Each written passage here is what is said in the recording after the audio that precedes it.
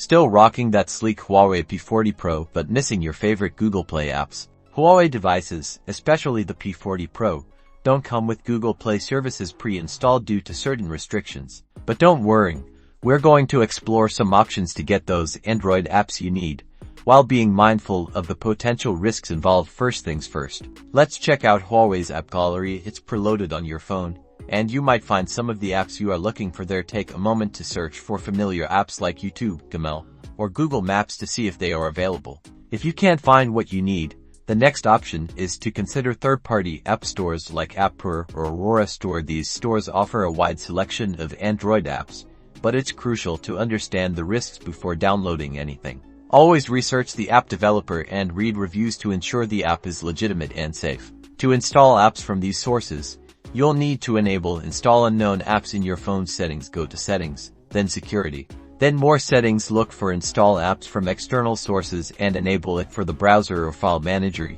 you'll be using to download the APK file. Remember, this step opens your phone to potential security vulnerabilities, so proceed with caution.